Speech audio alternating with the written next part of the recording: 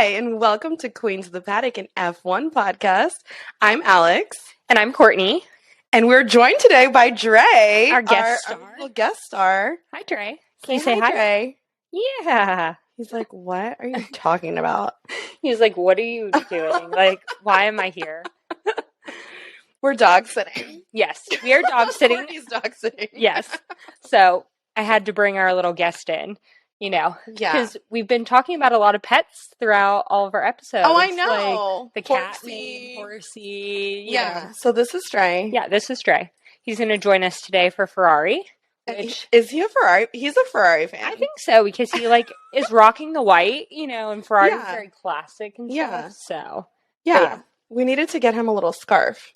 Oh, I know. It's okay. So in spirit, he will be. For sure. But we're rocking our Ferrari gear because we are major Tifosi fans. Yes, for sure. I've been really excited to actually do this episode because you and I, this is, I would say, our team. Yes. On Sundays when we're watching, we are just rooting for full them. On. Yes. And we're very upset when we get to plan F or plan Oh my G. God. I know. We get so frustrated. We get so frustrated, but maybe that'll be better this year.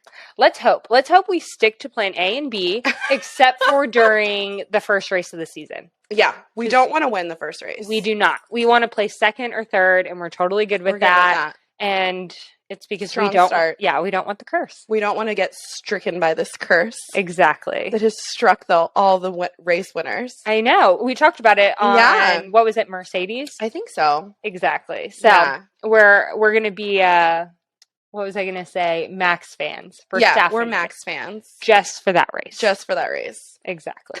So, okay. So today we're going to talk about Ferrari. Yes. They finished what? Well, before we want to talk about Ferrari, should we correct ourselves on our snafu? Yes.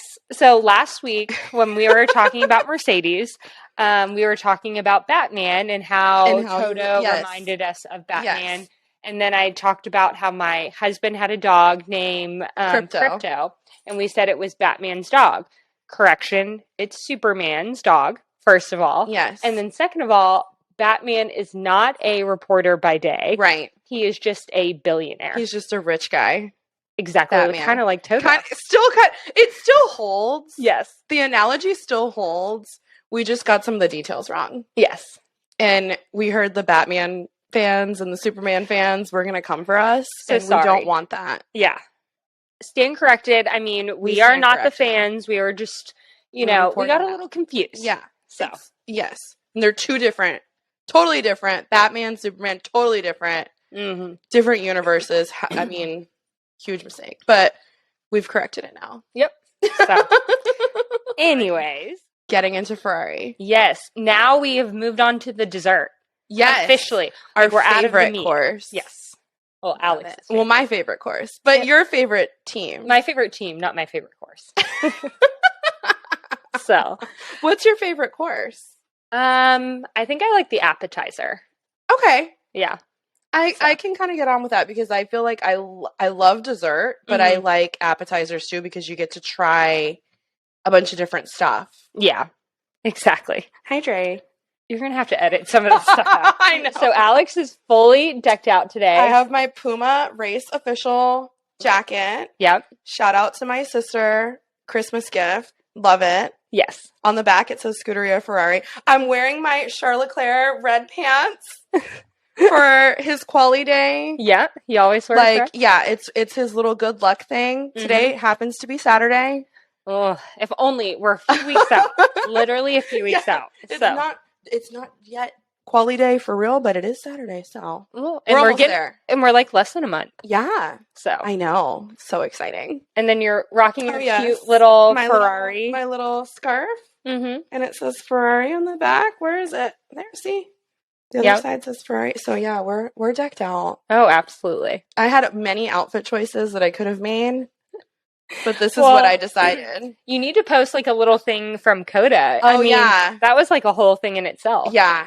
See, I like themes, so I love a theme. Love a theme. When we went to Austin for that race, everything that I wore that weekend was even when we went out to dinner and going out, it was full Ferrari. Full Ferrari. Went all in. I can post the screenshot of like all the different outfits. Because I take pictures of my outfits before I pack them, so I remember. Like what goes with what? Yeah.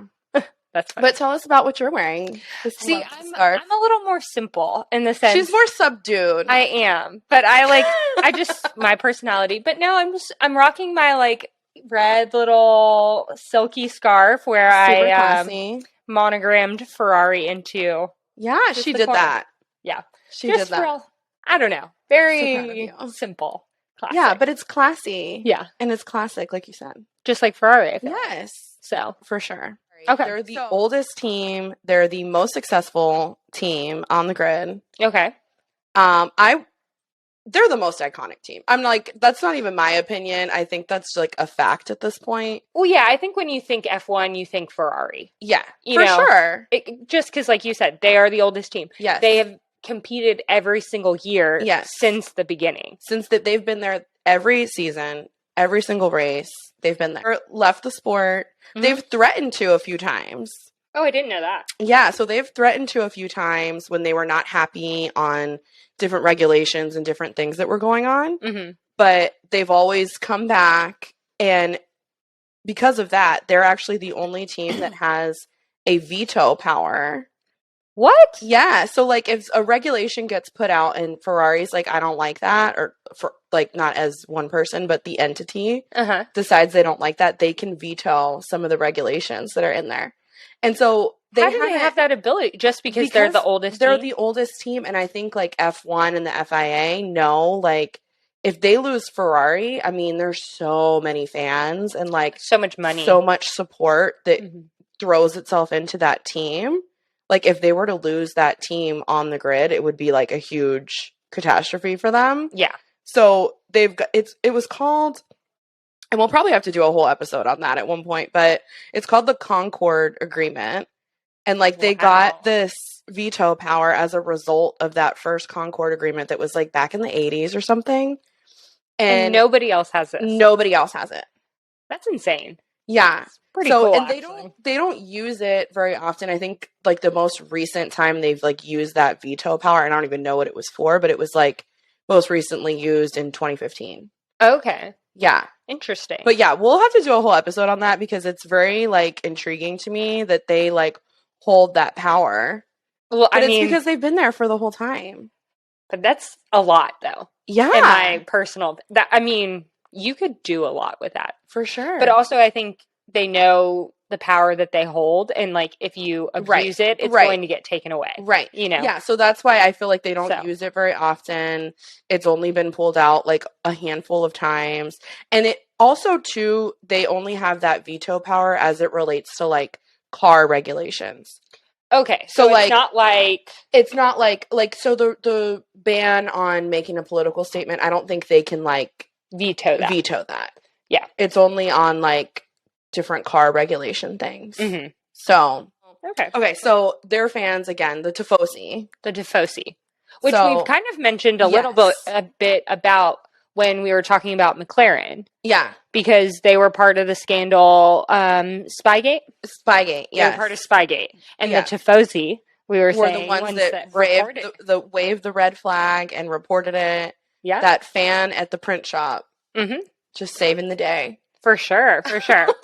Okay. And so their fans, I would say, are a little bit unique. Kind of, I mean, I know all the fans are a little unique for each of the teams, but I would definitely say Ferrari has, like, I almost want to call it, like, the red wave. Like, they're, like, so just, like, enthusiastic supporters and, like, I mean, through all of the bad times and whatever, like, they still continue to support the team. And it's almost like a religion. Oh, yeah. I would say especially in Italy. Especially in Italy. Yes. Like, everyone is a Ferrari fan. Mm-hmm. And then... Hi, Editing Alex here. I really wanted to mention this quote from Sebastian Vettel talking about how everybody is a Ferrari fan. So here that is. Thanks. Bye. Not a Ferrari fan. Everybody's a Ferrari fan. Even if they're not, they are a Ferrari fan. Even if you go to the Mercedes guys, even if they say that, oh yeah, Mercedes is the greatest brand in the world, they are a Ferrari fan. I am a Ferrari. And then, like, it made me think of, too, the Ferrari Pope that we met at COTA. We met him at COTA, yeah. Yeah. Like, he was totally decked so out. Famous. Insert picture. Like, yeah. He looked just like the Pope, but just Ferrari. And like, I was going to say, insert picture. Alex needs to post the photo. I have a photo of her and the Pope. And the Ferrari Pope. Yeah. Yeah, and he actually has an Instagram. He does. He's got Ferrari Pope. Yes. So you need to go check it out, see it. But yeah, I mean, that's like, they're so serious about their love for Ferrari, and like, it's like a religion. Mm-hmm. They like live, sleep, eat, breathe Ferrari. True. Just lay down. So also too, the team, like their fans and the team itself is called Scuderia Ferrari. Okay. And what is that? Yeah. So I didn't know what Scuderia meant, but then if you notice, you also see Alpha Tauri is Scuderia Alpha Tauri. I did notice that. Why are they trying to steal the name? Like, what's the story? And so Scuderia actually means, it's like a horse stable for racing horses specifically. Okay. And that's like the Italian word.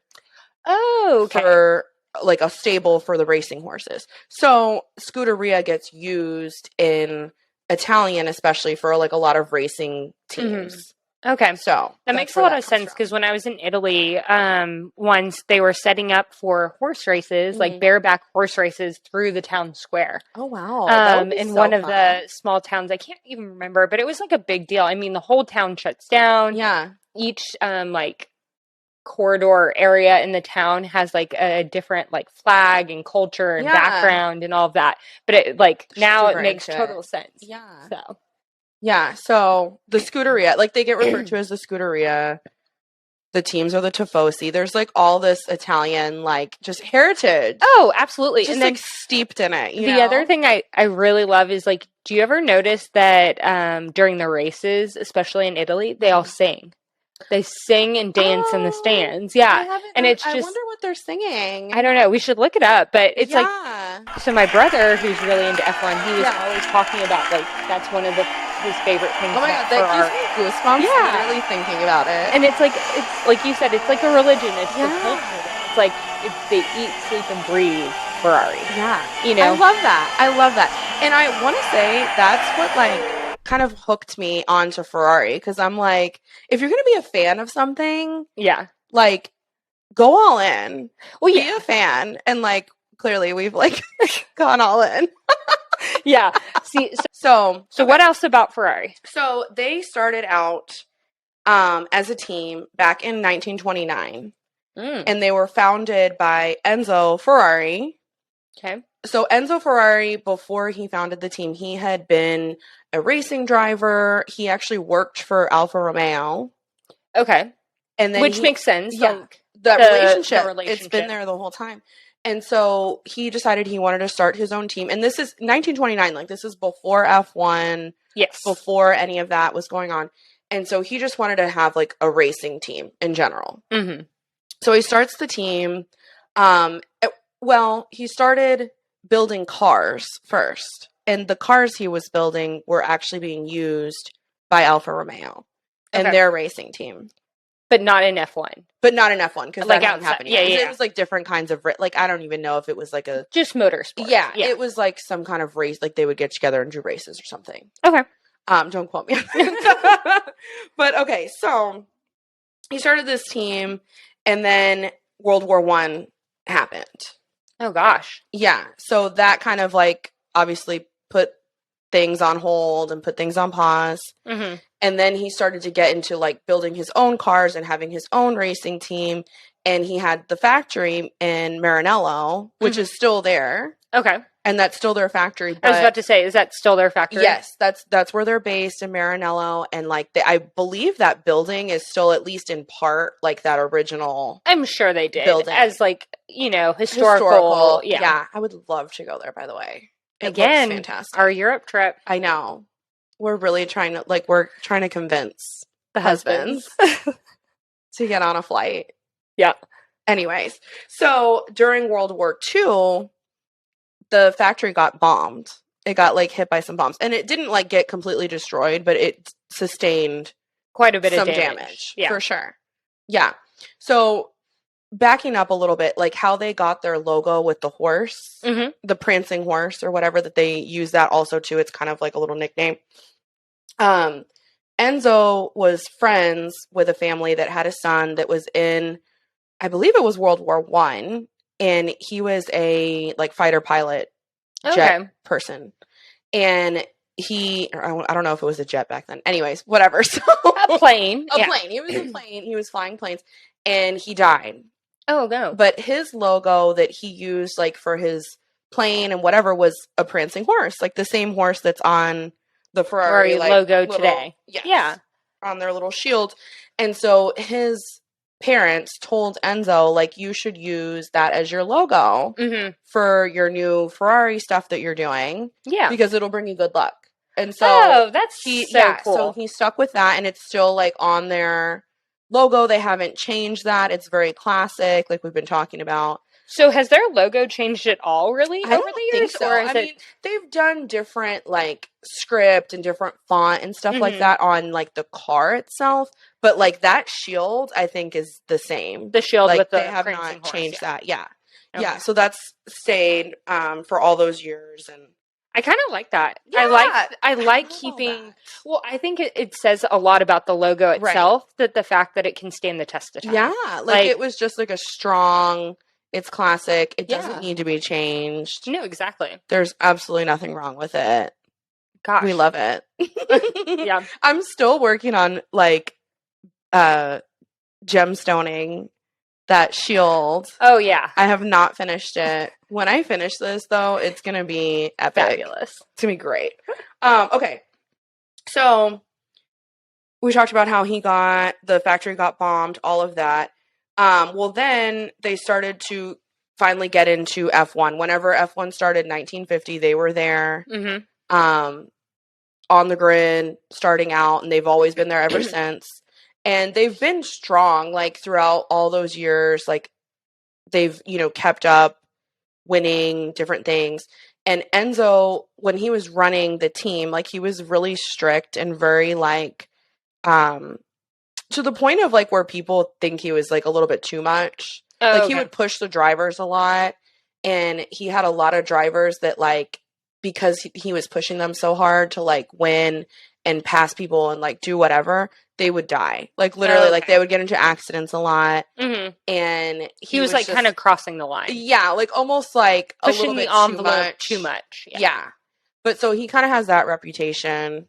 I mean, I think it's definitely crossing a line when you push somebody hard enough that they literally, like, pass away in the process. And lose control, and yeah. Right. But, he had that passion. Had that passion all along. So, and we already, like, when we started out, we talked about how they have that veto power because they've been in the sport the whole time, and, like, they're just... Is he the one that negotiated that? No. Okay. So, well, I don't know. I mean, Enzo Ferrari lived, like, I feel like he was, like, almost 100 years old. Okay. So, I'll have to look into that. I don't know if he was still around, but they did get that power, like, back in the 80s, and I think Enzo was still... Maybe still alive. Maybe, like, not part of it. But. Yeah, like, and he stayed, like, with the team and part of the team and, like, involved in what was going on with the team up until the point when he died. Okay. Like, that was, like... So he was, very involved until the end. I mean, literally. So... Which makes sense. I mean, you have a team, it's, like, named after you, and, like, you've built this over so many years. So he had a huge passion for that. But, okay. Outside of that, they have always had a Ferrari engine. They've never used... Anybody else's engine. Which makes sense. Right. And they've also provided engines for a bunch of different teams. Like, they've been in Renault. They were in Red Bull at one point. Am I misquoting myself? I think I remember that. Yeah. So, Alfa Romeo, Sauber, Red Bull, Toro Rosso, Force India, Haas, and I'm sure there's more in there, too. Those are just the ones that kind of stuck out. Yeah. Throughout their whole course of being involved with F1, we said it at the beginning, they're the most successful team in F1. They have 16 constructors titles. Gosh. Yeah, and 15 drivers championships. I think the only team behind that is what, Mercedes? Well, or so no, Williams. Williams, and then I think it's Mercedes. Okay, yeah. I can't remember. But yeah, Williams shocked me because I remember when we were talking about that, I was like, wait, what? But then they were, remember, we already said this, right, they were very so successful like, in the beginning. Yeah, back in like the 80s. Yeah. Okay. So, most successful team, oldest team. Yeah. So, they were last really dominant like back in the early 2000s. With Alonso, right? Well, no, it was Schumacher. Oh, okay. It was Schumacher. And then Alonso. And then Alonso came in having won, I believe, with like McLaren or Renault. I can't remember. Fact check. It was Renault. Like, so they were super successful with Schumacher. I think they won like 4 or 5 years in a row with him. And then, you know, he retired. He left the sport. He ended up coming back, but and that's when he went back to Mercedes whenever Mercedes started. But anyways, after Schumacher left, they had brought in Vettel. They brought in Alonso. Well, they brought in Alonso first. Then they ended up bringing in Vettel. Because Vettel had won championships at Red Bull. And so they were trying to like, okay, like let's get a championship winner back in here because like they had been so successful. Well, yeah, they and had the car. Like, dropped off. Yeah. So Vettel came in. He never won a championship with them, but their most recent one was with Kimi Räikkönen. Okay. In like 2008. Okay, so Kimi fairly ish recent. Yeah. Yeah, but like nowhere near the dominance that they had at the beginning of like the 2000s. Like it was just like Ferrari, like winning everything. Kind of like when Mercedes went on that run. Exactly, kind of like Mercedes. So they've had some really like challenging years since then. In 2020, they had this huge like controversy, which like it's on Drive to Survive, but the thing is like you never get the full story of what happened because I think again with that relationship they have with F1 and the FIA, like nothing official was ever released about like what they really were doing wrong and like what happened behind the scenes. But so basically in a nutshell, a lot of the other team, like they came out 2020 and they were like, their car was like a rocket. Like it was like going so fast, like just overtaking everybody. Like, and all these other teams were like, they're doing something illegal. Like there's no way. Wasn't that also when the rules kind of had changed? Yeah, like there have been some changes in the rules and, you know, everyone always bends things and looks for loopholes. Yeah. And whatever. But so all these other teams were like, no, like they're doing something wrong. Like this is not right. And so basically they all kind of joined together and then had the FIA look into what was going on. And the FIA found something, never said what it was. Oh. Shady. I know. And then the only statement that they did make was like, hey, we found something. We told them to stop doing that. And like they agreed. And that was pretty much it. Like they never said anything. Like I don't think they got a punishment for this. That you know of. I'm sure there could have been something of like they had to pay the FIA some kind of under table fine situation. But so after that point where they had to basically remove or stop doing whatever they were doing, and like everyone like rumor strongly feels like it was like they had added something or taken away a part that like caused their car to like be a ton more aerodynamic and like just go so fast or something with the engine. Like who knows? And I don't think we'll ever know the full story, what happened. Until somebody writes like maybe we'll get Mattia. Maybe Mattia will be salty and mad and he'll write a tell-all book. Oh gosh, that'd be fun. But they need to make sure it's in English and Italian. Yeah, well, not just we can get somebody to somebody will have to translate that. Yeah. Yeah, like who was the one that wrote a book and I couldn't find an English version? Was it Magnussen? It was Magnussen. Yeah, it's in German, I think. Yeah, and it seemed like such an interesting book. It was Dutch or Finnish. Finnish, one of those. Yeah, I think it was Dutch. Where's Magnussen from? No, but I think it was somewhere from like the Netherlands, all that Scandinavia. It was not like a main language that like is readily like translated. But yeah, I need somebody to translate that because it seems like a really interesting book. Anyways, but so maybe Mattia will give us a tell-all. That would be awesome. And let us know what happened during that situation, because I would love to know. But then again, I'm sure Ferrari has a lot of, like... Oh my gosh, no. He would, like... Well, and not only that, but the Tifosi would probably, like, come for him. Oh, probably. I'm sure he would never want to, like... No, you don't piss Ferrari off. There's a lot of Italian people that would not be happy about that. We're on your side. Don't come for us. Okay, so after that point, when they had to, like, remove whatever it was, they pretty much dropped straight back. Like, they were, like, puttering along, like, with the back market. It was, like, really sad. Ugh. And as, you know, like, as a Ferrari fan and, like, all these people that are Ferrari fans, to see them go from, like, oh my God, this is our year. Yeah, it's gonna be it. And then it was like, womp. I feel like that's kind of how our husbands felt with A&M this year. Yeah, for sure. I felt like that. I was like, I'm so out on this team. I can't. I know. Anyway. Okay. So that was 2020. That was 2020. So they actually, that year, ended in 6th place in the Constructors, which was their worst showing since, like, the 80s. Like, it was, like, a horrible year. So 2021, you know, they started to come back. Probably learned a lot. I'm sure about, you know, what was going, like, what was working, do and what not to do. Yeah. Right. New driver lineup, because they had Carlos for the first time that year. Anyways, and so then this year, they started off great. Oh, it was awesome. It was, except the curse. Yeah. Yeah. They just couldn't make it happen. Like, started off so strong.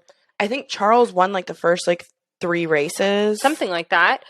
I mean, it was just, like, the first half of the year, it was, like, go, go, go. And then it's, like, and then summer break happened. Yeah. And it was, like, having all these, like, and, you know, I think a lot of it, like, and Mattia would get on, we just didn't have the pace today. We didn't have the pace. And that was, like, not the problem. No, I think the problem was the strategy. Yeah. For sure. 1000%. The problem was, I think, like, just the team management and, like, the cohesiveness. Yeah. I felt like there was jiving. Yeah, like, there was no cohesiveness with, like, the drivers and Matteo and and, like, all the pit problems that they had. Yes. Yeah. It was, like, I felt, and it was so frustrating because, like, we kind of started talking like, when we started the episode talking about that.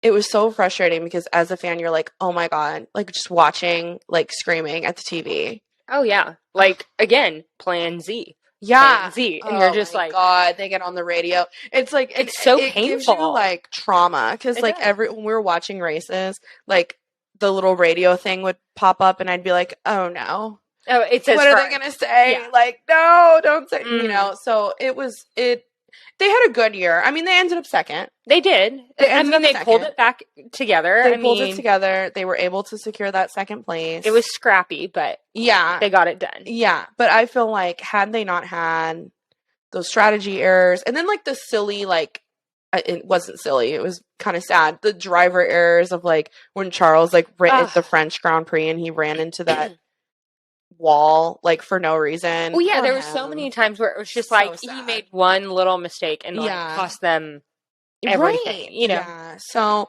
you know, had they not had all of that though, they would have been hard contender with for sure. Oh yeah, they would have been first place, like, and to be Charlll honest, would have been driver's champion after the winter break, or not winter break, summer break. They still were, like, figuring it out, and it was close. And then all of a sudden, it just wasn't enough. Yeah, it wasn't enough. No, but there's next year. There is. Well, not next year. This year, right? That's now we're like this a month season. Away. It's the season. We sound like the typical, like, Tifosi people. Oh, probably. They're gonna pull it out. I have a feeling. Yeah, I do. I think they've learned a lot. You know. Yeah. Well, and they have a new team principal. They do. Which he is out. Thank goodness. He's gone. Thank you. Next. Yeah. We needed to shake that up. Yeah. So we'll get into their principal, Frederic Vasseur. Mm-hmm. He will be new for the team next year. And he's coming from being the Alfa Romeo Sauber team principal and CEO, I think was his position over there. Okay. And so he's coming over to Ferrari, which I'm excited for Fred because I feel like I have good vibes with Fred. Like, I think he is a good boss. I think he has a relationship with Charlll. I was just about to say that. He seems like he already has a pretty good relationship with each of the drivers. Yeah. Like, so that I think that helps coming into a team like that. Oh, for sure. Yeah, because it's such a, like, again, it's such a, like, storied team. Like, you have to kind of have, like, an in with them. But, so he managed Charlll whenever Charlll started in F1, because he was on the Sauber team and Fred was the team principal there. So they have that relationship. Mm-hmm. And again, I just think he's like a good leader. He gives me good energy. Vibes. Yeah. Okay. But so his background, he's French. He studied aeronautics and engineering, and then he started his own team called ASM, and they F1 team? No. So they were like in the junior category. Okay, like maybe F2 or F2 or F3, not sure. So he had started that team and then moved his way up into F1 as a team principal. So he was first a team principal for Renault from 2016 to 2017, and then he joined Sauber in 2018. And he's been there ever since. Okay, so he's been, he's like solidly been with the team. It's not like he's just like jumping around. No, he hasn't really jumped around a lot. Interestingly, he's only the fourth non-Italian to run the Ferrari team. Really? Because and that was like, I heard somebody talking about, like, whenever they were having all their issues with, like, Mattia and the team and all of this, like, it was basically like a thought or a theory was like, it might be because you have like literally everyone managing the team and like engineers and like all these people are Italian. So like there's one way of thinking. Yes. Like one way how to do things, how to get stuff done. Well, and their mindset probably is like, it's like, why change what's not broken? Like they're not thinking outside the box. They're doing what they've always done. No diversity of thought. Yes. So I think not to say that Italians don't have not at all. But I think it's good to bring in something new, something different. He's French. He's been with other teams. Like, I thought I heard someone knocking on the door. Oh, I don't know. Maybe. Okay. I don't know. Okay. So it'll be interesting to see like how he gets along with all the Italians. I think he'll be fine. I think he'll be fine. I mean, there's already been relationships with them to begin with. Yeah. So no, I don't think there will be any issue. I don't think he's going to have problems. So he recently did his first like press conference as Ferrari team principal on the off season, obviously. And he got asked, are you starting out the season with a number 1 and a number 2 driver? Oh, I'm sure he said no. Of course he said no. Absolutely. He was like, no, we don't have a number 1 and a number 2 driver, but he's like, I am not afraid to, like, throughout the course of the season, like, if there's a clear number 1 and a number 2, like, he's like, I am not afraid to make those decisions. Yeah. And, like, in support of the team as a whole. Yeah, despite if it goes against public opinion. Drivers or whatever. Because, like, clearly I would say publicly, I think everyone is more Leclerc. Yeah. I would say, right? Yeah. But I think what he's trying to say is I don't play favorites and I'm not going to, appease the public. I'm going to do what's right for the team and what's going to get us championships. And I think that's great. No, I think that's a great attitude to have. So I'm glad to hear him say that. Yeah. And, like, too, I think what would have been worse if, like, because you can't really just come out and say you have a number 1 and a number 2, but if he would have said, like, Red Bull clearly does. Red Bull does, right? But then, like, that doesn't support that second driver. It doesn't motivate them. No, it doesn't. But I'm just saying there are teams that do it. Yeah, no, for sure, there definitely are, and we'll talk about them, and they definitely do that. Well, yeah, but not only them, but think about Aston Martin. I feel like they clearly, their number 1 driver is Lance, even though son. I know, but even though he's not that good. Yeah. For him. Okay, so we'll see. Oh, and then he also got asked in that press conference about Charles's contract, because both Charlll and Carlos have a contract with Ferrari until 2024. Okay, I was about to say it's coming up. Yeah, until 2024. Year. And so, like, they asked him, like, are you already in talks, like, to try to extend that with him, with Charlll specifically? Okay. And he was like, no, like, we still have time to have that discussion. And he's like, I'm not worried about that. Like, we have a really good relationship. Mm-hmm. And I do think they do have time. I think this will be a defining year for both drivers, to be honest. Of, like, if you want to stay on this team, we need to figure this out. Yeah. Collectively. You know what I mean? Right. Yeah.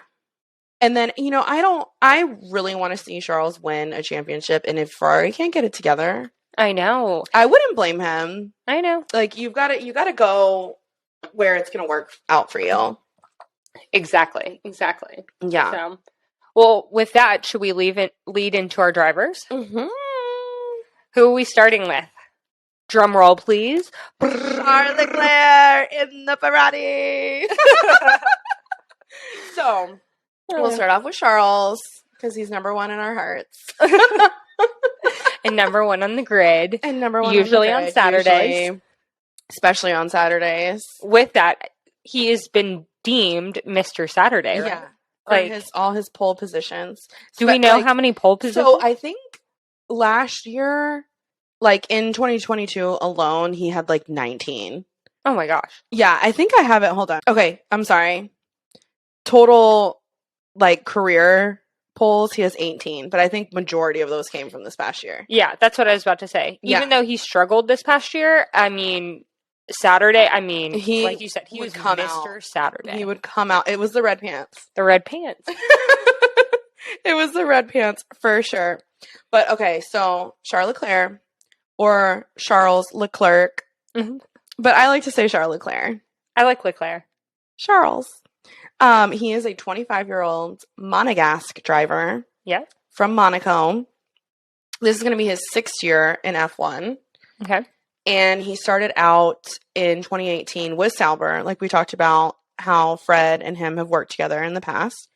And then he joined Ferrari only on his 2nd year of F1, which was huge. I was about to say, that's a big move. Yeah, it was a big move. I mean, that's like a rookie coming to, like, one of the top teams. Yeah, like Mercedes. Sure. Yeah. And, that just, and especially for Ferrari, like, that was, like, a super, like, uncharacteristic thing for them to do. Mm-hmm. Because they've always typically gone with, like, older, more experienced. Seasoned, yeah. So, like, they would bring in, like, a Vettel who had already, like, done a bunch of stuff at Red Bull. Or Alonso. Right. Or, yeah. Yeah, like, they would go with, like, the tried and true, like, drivers. Mm-hmm. And so for them to hire Charles, and at the time, too, like, his contract with them, I don't know if it was his first contract with them, but he has one of the longest contracts with Ferrari. Like, I think they gave him, like, 5 years, and they do not do that. Oh, typically. Yeah. So, I mean, they must see a lot in him, which makes sense, though, because, I mean, even though, yes, he did not take the Drivers' Championship this year, I mean, he was solid. Yeah. He's consistently pretty solid. Right. I mean, he has had some mishaps and, like, things like we were talking about the French Grand Prix. And that one time where he ran into a wall and he goes, I am stupid. Exactly. But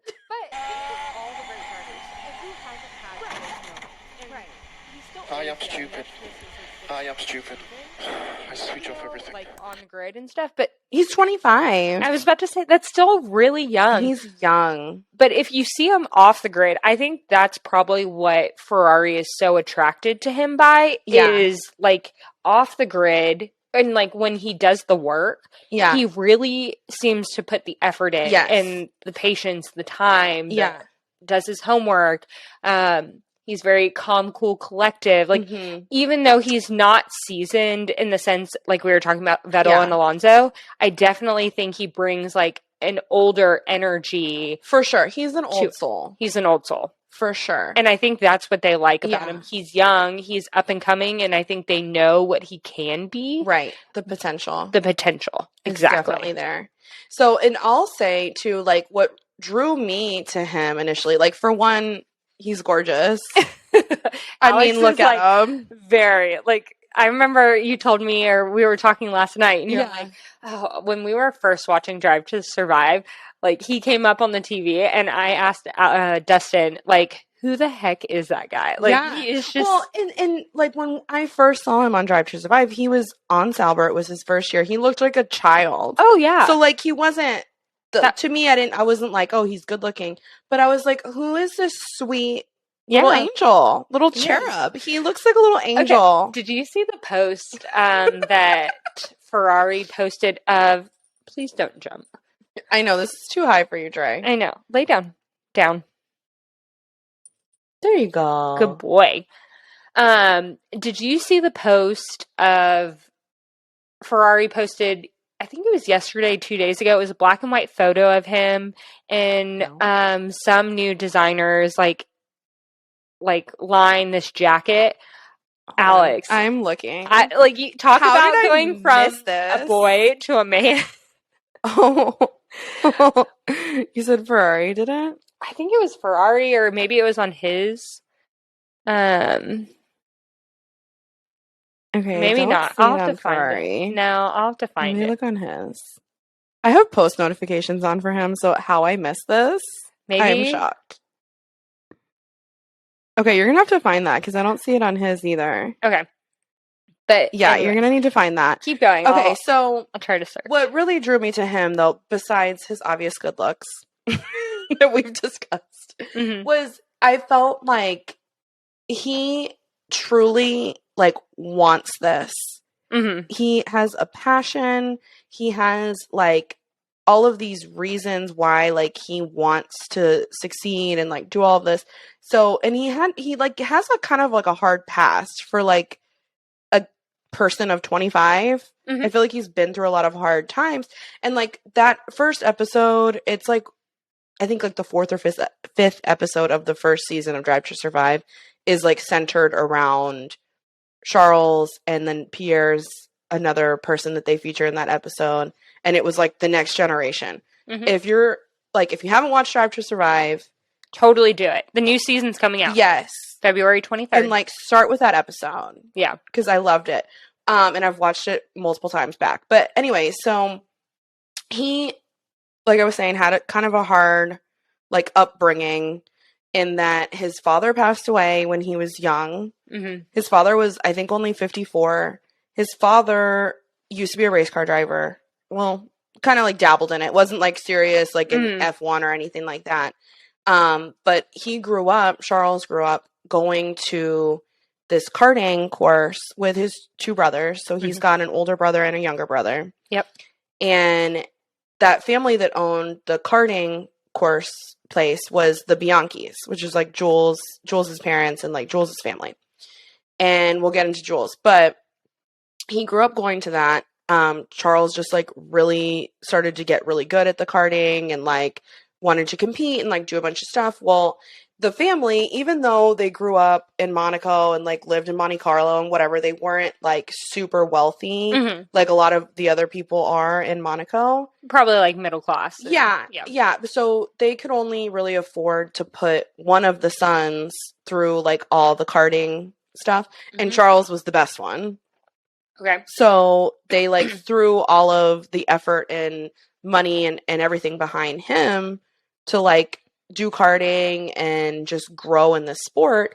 And his dad was like super passionate about it for him, like with him, because Charlll was too, was like at all the races, you know, cheering him on, all of that. Well, then his dad got sick and I don't remember what he had, but he ended up passing away.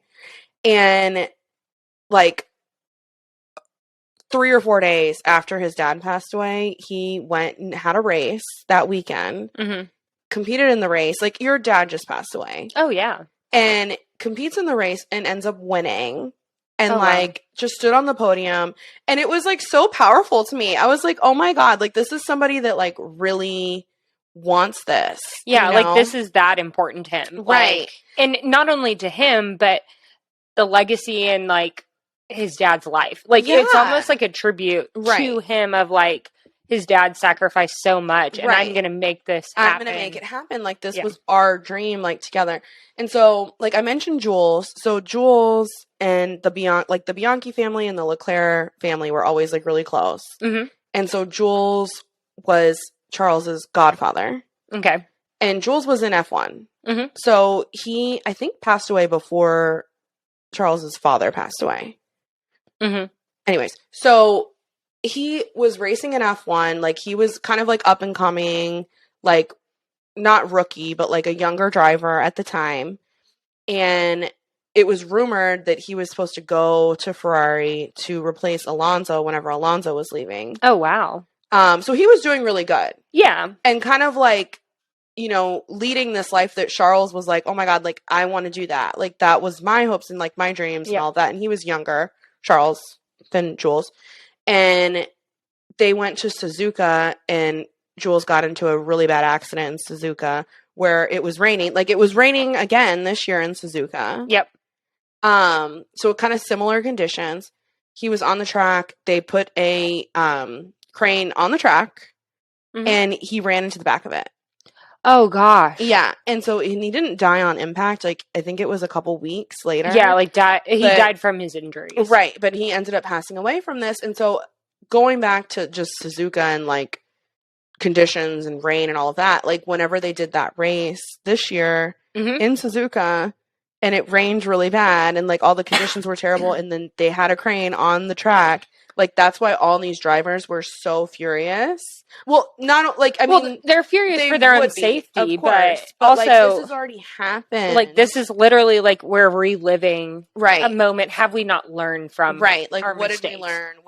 We didn't learn anything from that. Yeah. So that was why it was, like, so frustrating for them. And, I mean, obviously, besides the clear, obvious points. But, so anyway, so that was his godfather. So he lived through that. Then his father passes away. Mm-hmm. And, like, that was just his dream. And so a lot of the things that he's, like, accredited for him and his passion and, like, trying to drive him forward in the sport is because of his father and because of Jules and, like, wanting to achieve what they couldn't achieve. Yeah, he wants to do it for them. Right. He wants to achieve those things for them. Which I love. Like, in honor of them.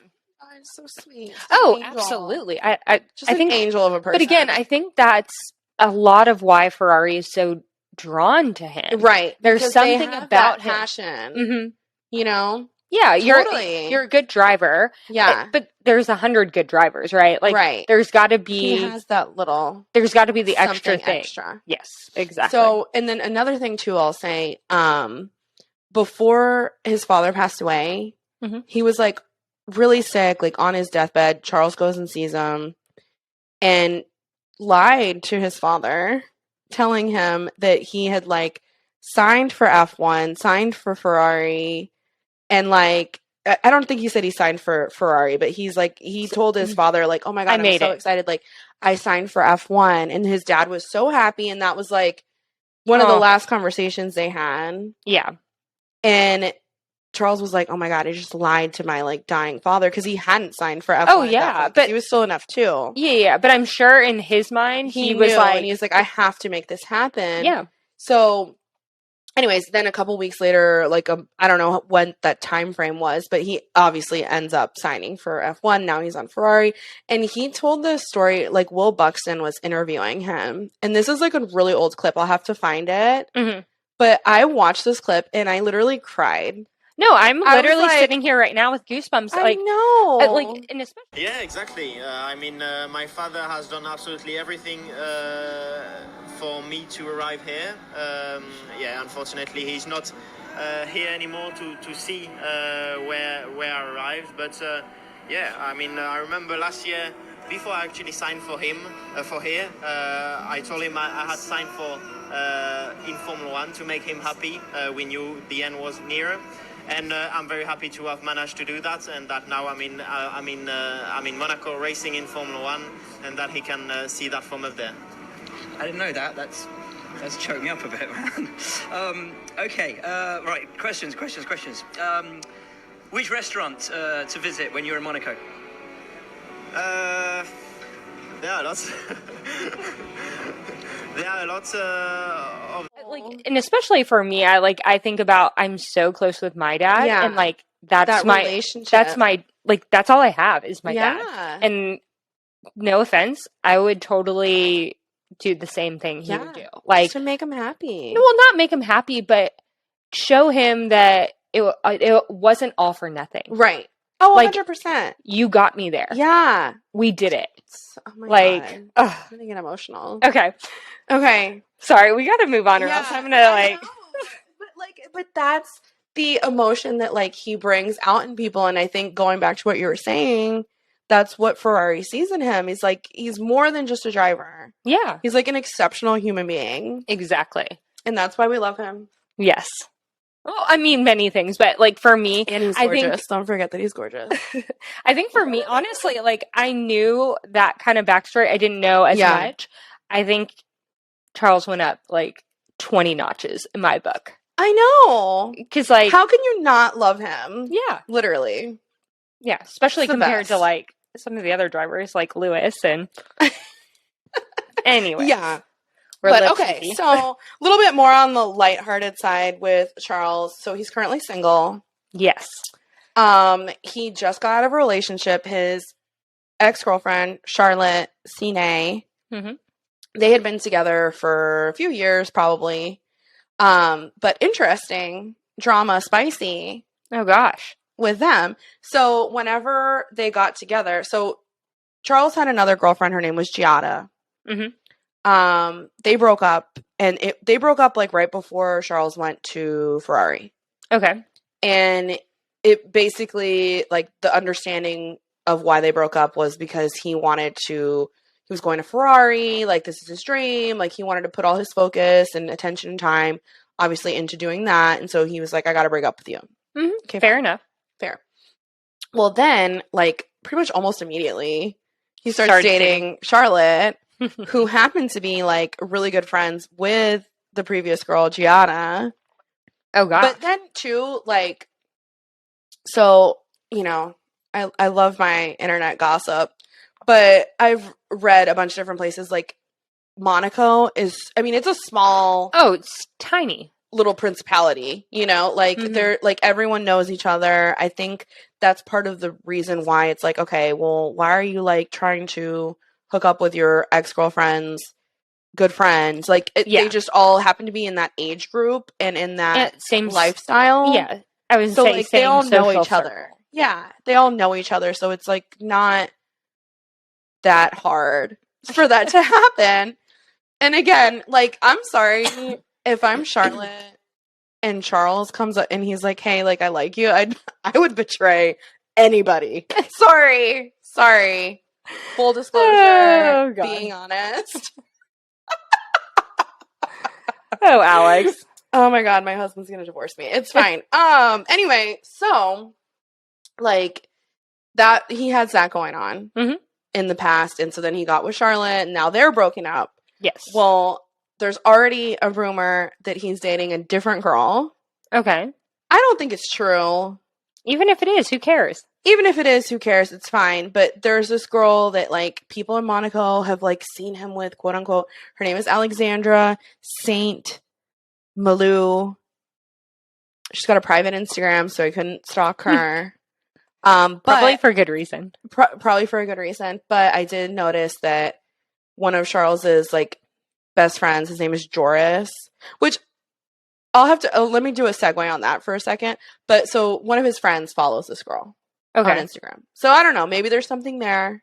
Or maybe they all all hang out in the same group. Yeah. I think it's really that. It could be that, and maybe it's the beginning of something. Right. And of course the girl's gorgeous and it's fine, it's whatever. Anyways, so what I wanted to say about his friend, like, I feel like, and this is not something that we've talked about, but a lot of these drivers will, like, find, like, these pseudo fake jobs for, like, their best friend. Oh, yeah. To be like, so that their best friend can like hang out with them all the time. I mean, no offense, I would do that. Yeah, like, sure. Like if it was something and you like ended up starting your own podcast by yourself and all of that, I feel like you would be like, oh, Courtney's going to do this. Like, Courtney's like, you're going to be involved. Well, I was going to say, because think about it, it's a lot of pressure. Right. There's a lot going on. Right. So I feel like to have your best friend. Yeah, to provide some like normalcy to your life. No, so it's smart of them. But, like, I've noticed, like, a few of the drivers have done this. So, like, Charles definitely does this with Joris. And, like, Joris is, like, his photographer / like, videographer person. But so he's basically there to, like, just take his pictures. Yeah. But they, like, they get to hang out all the time. Yeah, and, like, he goes on all these trips. And, like, that's amazing. I would love that. That'd be like, fun. How lucky is Joris? Yeah. And then Lando does it, too. He has a friend named Max that, like, kind of hangs out with him. Yeah. Yeah. Anyways, but okay, so back to Charlotte. So Charlotte, this one I kind of believe. Okay. So Charlotte has also been rumored to already have another beau. Okay. If you will. So the guy, though, that she's dating, quote unquote, is this guy named Creed McKinnon, who was on the most recent episode or season of Too Hot to Handle, which is another trash show on like no Netflix. idea what this is. Okay, so Too Hot to Handle, it's kind of like Love Island. You know Love Island? No. Okay. So it's basically like a reality show, like a reality dating show on Netflix. It's trash TV, 100%. Okay, I was like, just call it trash TV. It's trash TV. You don't need to give Total me the trash rest TV. of it. I haven't watched it. I watched the first season. I haven't watched this new season with this guy. Mm-hmm. But by all accounts, and like all people that have watched it said that he is the like dirtbag dude from the season. Oh, lovely. Great choice to follow up Charlll Leclerc with the dirtbag person from Too Hot to Handle. Maybe she just needs the bad boy thing. Maybe she does, because Charles is not. He's not a bad boy. Yeah, not, or at least not giving those vibes. No, at all. So this Creed McKinnon guy, dirtbag dude from the show, but the reason why people are connecting them is because they both recently went to the Paris like fashion week whole thing, and they weren't seen together or posting pictures together, but like Charlotte went to like some bakery and got a croissant, and then like 30 minutes later this dude's at the bakery posting a picture of a croissant. Yeah. And like, you know, whatever, kind of like those kind of things, and then they both follow each other, and she's been liking like every picture that he posts, and he posts a ton of like shirtless, like whatever pictures. Yeah. So whatever, if she's having a good time, like Courtney said, maybe she needs a bad boy in her life. I don't know. Or maybe he's just good to her. Who knows? We don't know. Anyways, just interesting, just juicy, just gossip.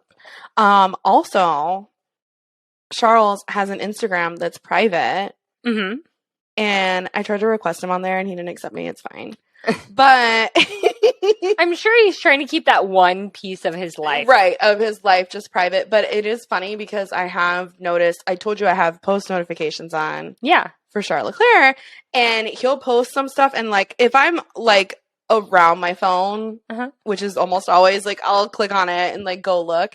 And some of the stuff, like he posts it to his public page, then he'll delete it because I feel like he accidentally is like, oh crap, like that's I used the wrong one. Yeah, I posted that on Maine. I shouldn't have posted it on Maine. Oh gosh. So just a little funny tidbit with him. Outside of that, he loves to play the piano.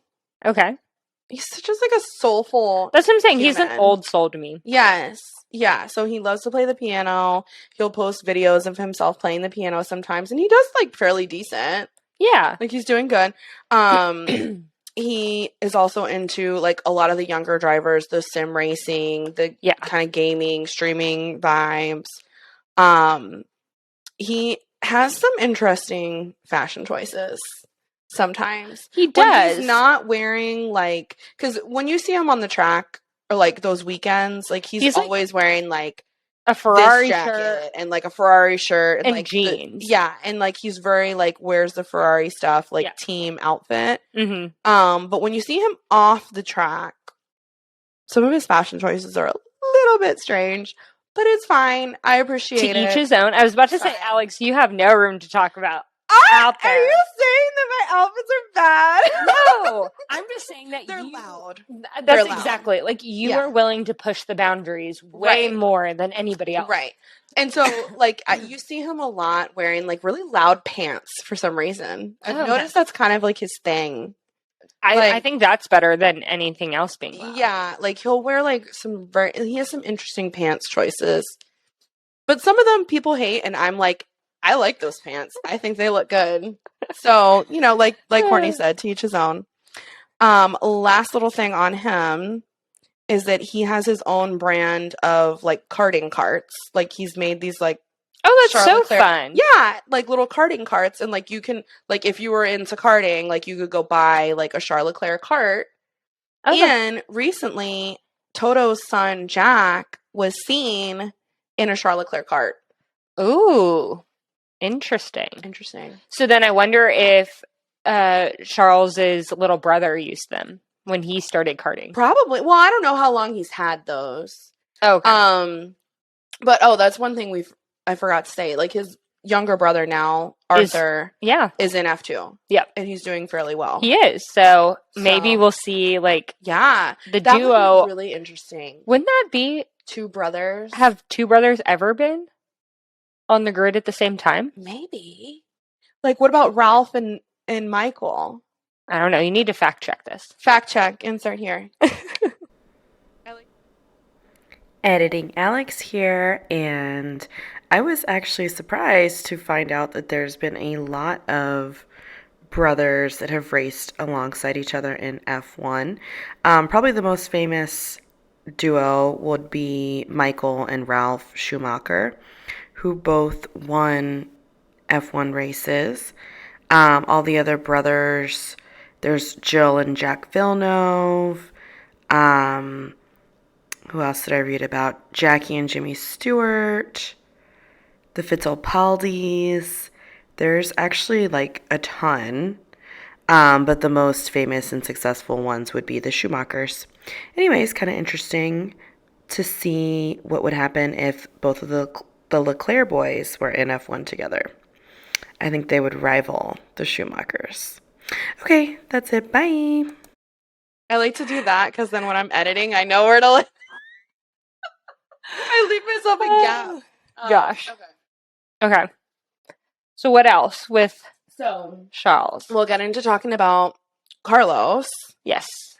I mean, I could talk about Charles Leclerc all day. I know, but there is another driver on the Ferrari team.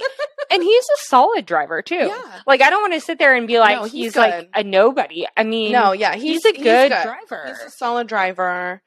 Okay. So Carlos Sainz is our other Ferrari driver. Yes. And he is a 28-year-old Spanish driver, so he's from Spain. Mm-hmm. This will be his 9th year in F1. So he's a little more seasoned than Charles, but not he's by much. Got some more experience. He's been with a few other teams.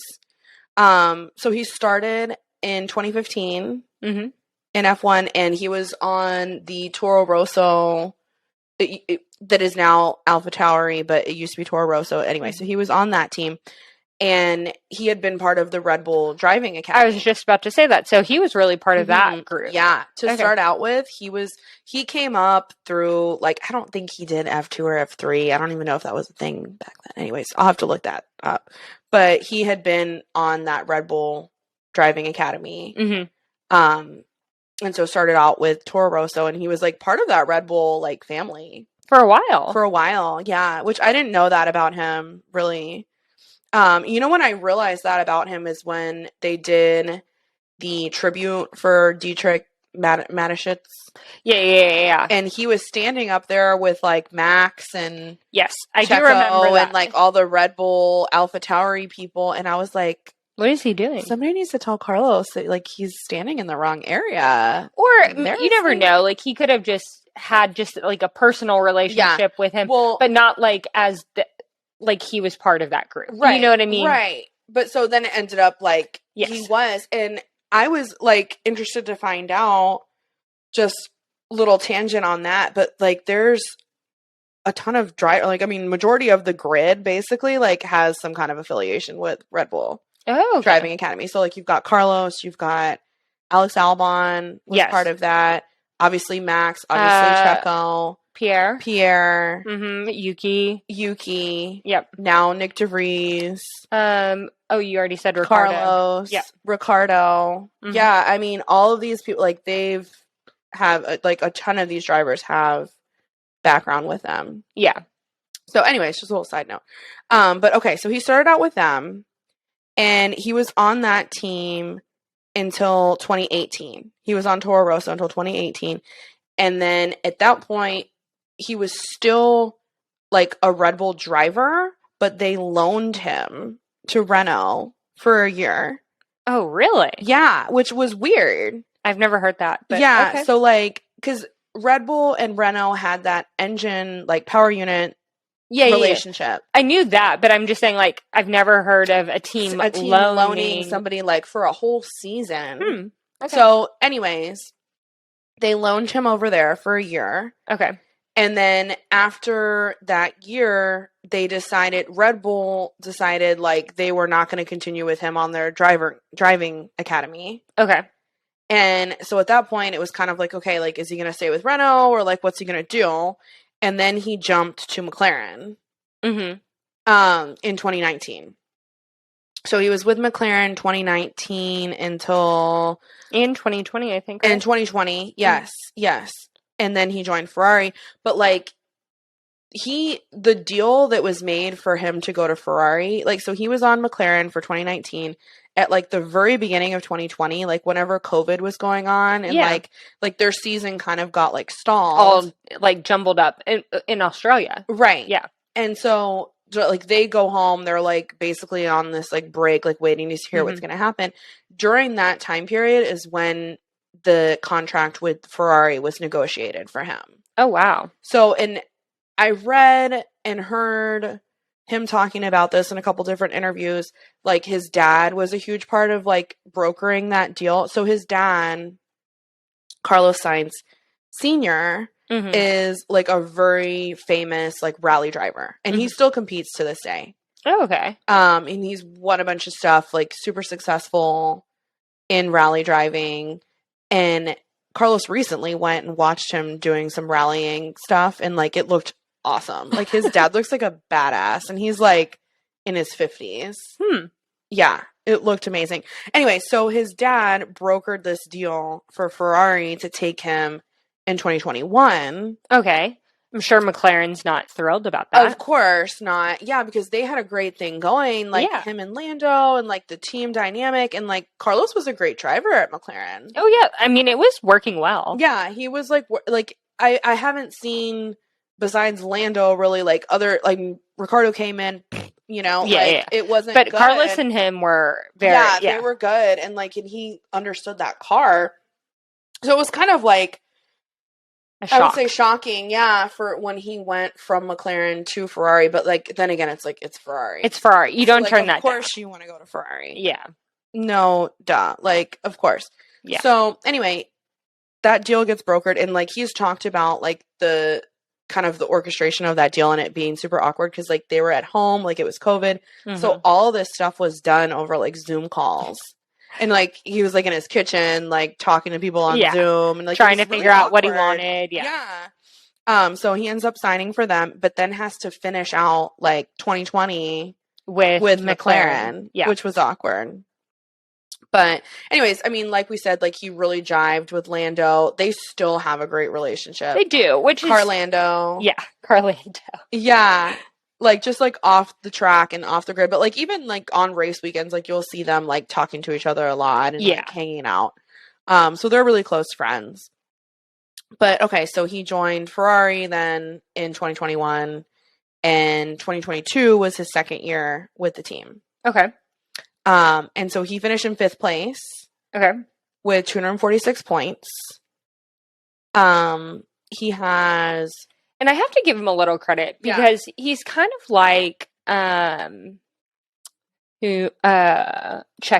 There was multiple times he took one for the team. Yeah. For Charles. Yeah. Like, he did. So, like, hearing that he finished 5th, I'm like, he is a much better driver than 5th. But I feel like there were multiple times where he kind of sacrificed. Yeah, he sacrificed for the team. Yeah. To, and there was times that he would be on the radio and being like, I have the pace today, and so, I mean, I give it to him.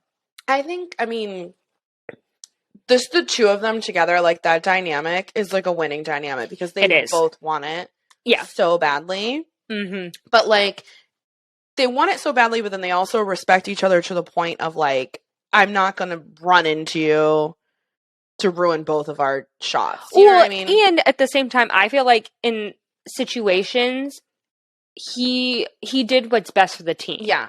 Unlike Max, I look back and there was times where I'm like, you could have done it. Right. And I know the team, whatever, blah, blah, blah, all of that, politics, whatnot. But now look, you didn't get second place for your teammate. Right. So just saying, I want to give, Carlos a solid shout out for being like, credit that. Where credit's due. Yeah, exactly. Absolutely.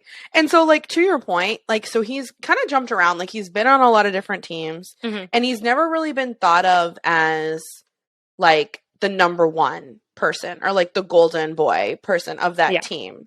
Because, like, he was at McLaren. McLaren's a very heavy Lando team. Like, yeah, Lando is clearly their future. Yeah. And then now it's kind of like at Ferrari, like, I mean, everyone loves both of them, but I feel like, again, it's like there's a clear favorite. Right. But like you said, I mean, he's got a lot of really good points. Like, he's a great team player. He's also gorgeous. He is. He's also gorgeous. But I will say, like, I find him more attractive. Than Charles? Yeah. Really? I don't know why. So I feel like whoever is in charge of the Ferrari Instagram posting, social media, like, their social media manager has it out. Point. No, he has it out for Carlos. Oh, no. He or she, I don't know. I don't know, but, like, I don't know why you think that, though. They post some awful pictures of him. But then there's some really good ones. Well, of course. Because he's gorgeous, so, like, it's hard to find a bad picture. But they will post the most unattractive photos of Carlos Sainz. And I'm just like, that's rude, guys.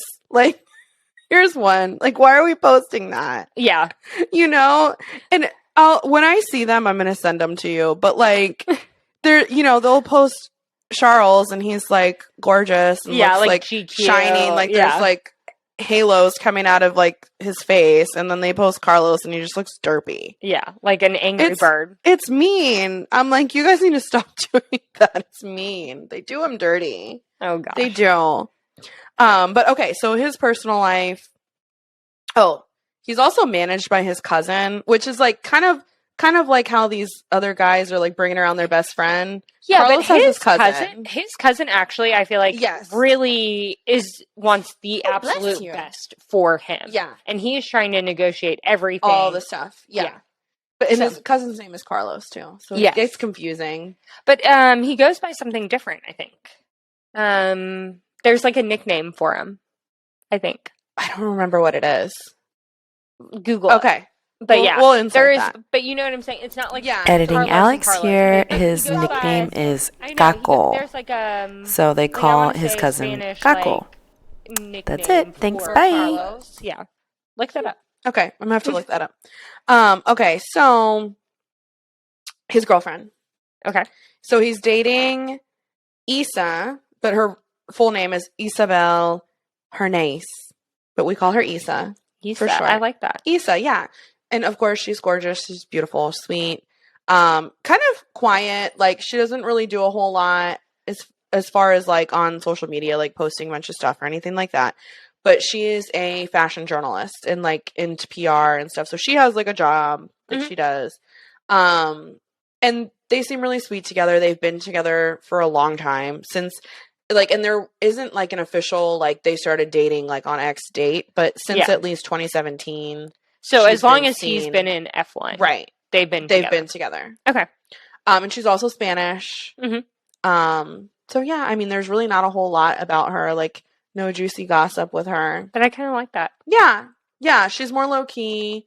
She pops off some great outfits, too. She always looks good. Yeah. So I like that. Yeah.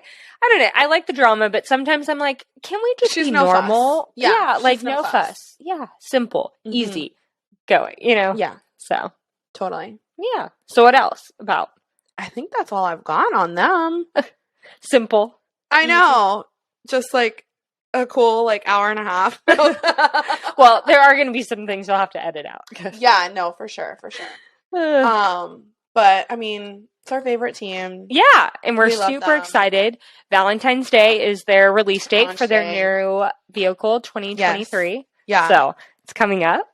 I'm hoping it's not a huge letdown like the Red Bull one just was, which we're going to have a whole episode on all the car launches. Yeah.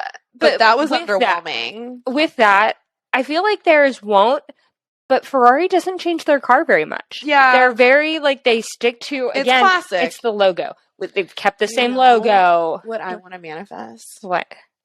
Black fireproofs all year. I don't know. I like the red. No, the black was so good. We can do red on the outside. Yeah. Do red on the outside, but that black, Courtney. The black did look nice. The black. Hold on.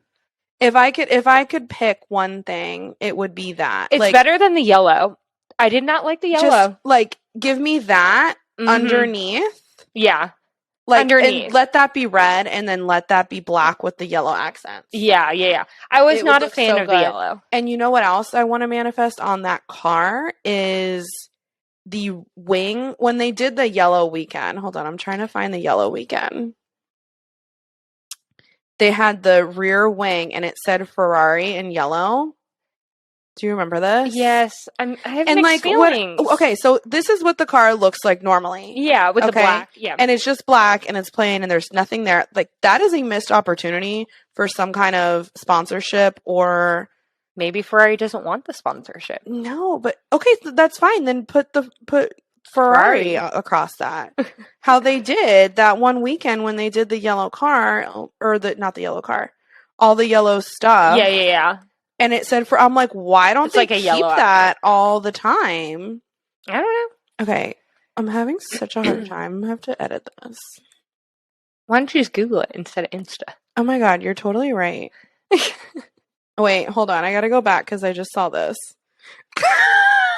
Oh God. Oh my God. Okay, hold on. Ferrari yellow weekend. Here.